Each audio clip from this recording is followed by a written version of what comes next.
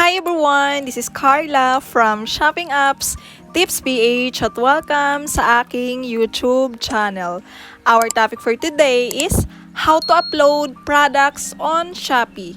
If you are interested, keep on watching! Okay, punta po tayo sa ating Shopee app. And i-click po natin ang Me icon dito sa baba sa right side. Dito sa taas, i-click naman po natin ang My Shop. And then, i-click po natin ang My Products. And i-click po natin ang Add New Product dito sa baba. And then, i-click naman po natin ang Add Photo. So, please make sure na kapag mag-upload ka ng products sa Shopee, dapat meron ka nang naka-ready na picture ng product mo sa iyong gallery o kaya sa iyong photos. So, i-click na po natin ang Add Photo. Ayan. And then, i-select po natin yung picture ng product na i-upload natin sa ating Shopee.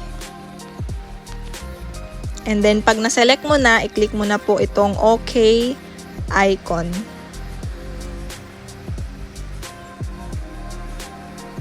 Ayan, okay na. Sa product name, ilagay po natin yung brand ng product.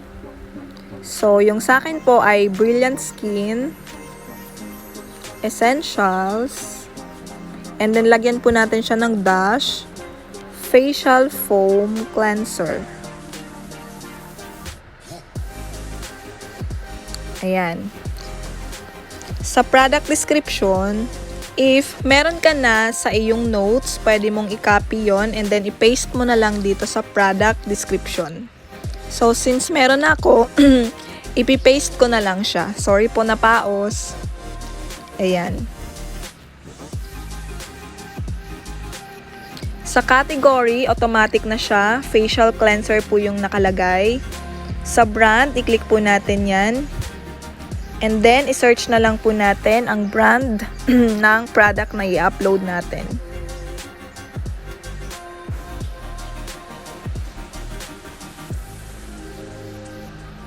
Brilliant. Ayan. I-select po natin ang Brilliant Skin Essentials. And then, i-click po natin ang Save.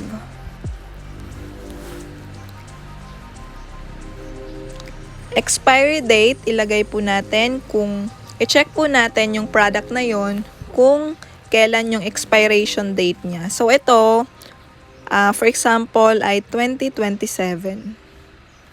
Ayan. Sa price, 350. Yung may mga asterisk, yun po yung kailangan nating fill outan. Pero yung wala pong mga asterisk, optional lang po yun. Okay? Yung stocks, ilagay po natin kung ilang stocks yung available sa atin. So, ako ay ito. Shipping fee, ilan ba ang weight nung product na yon? Ito, for example, ay ito. Yung width naman niya ay ito. Yung length ay ito lang. And then yung height naman niya ay ayan, for example lang. So, ang magiging shipping fee niya ay 36 pesos. And then yung available na courier ay JNT Express, Shopee Express, and Flash Express. So, yon, i-save na po natin. I-click lang po natin ang save icon. Ayan. So, okay, fill outan na lang po natin yung mga walang asterisk. Yan. Yung weight, for example, ay 10 grams. Yan. Ingredient preference, for example, ay vitamin E. Yan. Skin type, pwede siya sa all skin type, sa normal skin type, oily skin, and sensitive. So, yun. Pwede kang mamili hanggang 5. So, i-check na rin po natin ang combination skin. Yan. Skincare benefits ay pwede siya sa whitening and moisturizing. Acne care na rin. So, yun. Save na po natin. Pwede rin po tayo mag-add ng variation. Yan. Facial foam.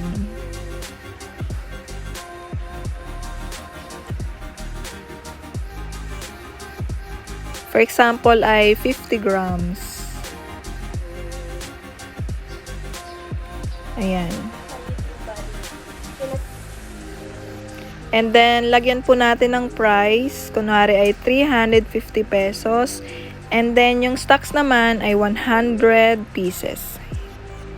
Yan. Nakasave na siya. Ay, na-save na po natin yung variation. So, wholesale. Hindi naman siya wholesale. Condition niya ay new. Pre-order. Hindi naman siya pre-order kasi available naman siya on hand. Parang bago sa Shopee itong schedule publish. So, tingnan natin kung ano to. The product may not be published at the scheduled time if it has QC issues. Okay. Parang bago lang to sa Shopee. So, pwede mo rin pong i-share sa Twitter and then sa Facebook page itong product mo para makahanap ka doon ng mga potential buyer. So, yun. Ako wala naman akong Twitter, kaya hindi ko siya pwedeng i-on. Ito, hindi ko siya pwedeng i-on kasi wala akong Twitter. So, yun. Meron po siyang option na save and publish. Yung save, masasave lang siya. Diyan lang siya. Yung publish naman ay pwede na siyang ma-view ng mga potential buyer natin dito sa Shopee. So, i-click na lang po natin ang publish para magkaroon na po tayo ng mga potential buyer. So, i-click na po natin ang publish. So, yun, na-publish na natin siya. So, wala pa siya dito. So, i-refresh lang po natin. So, yun, nandito na siya. So, nakapublish na siya. So, pwede na tayo magkaroon ng mga potential buyer. So, i-click natin yan. Ayan. So, may pa-discount ngayon si Shopee from 350 pesos ay magiging 332 na siya. So, automatic lang po yan. Wala po akong nilagay na discount. So, yun lamang po. I hope meron po kayong natutunan kung paano mag-upload ng products sa Shopee. Thank you for watching. Bye for now.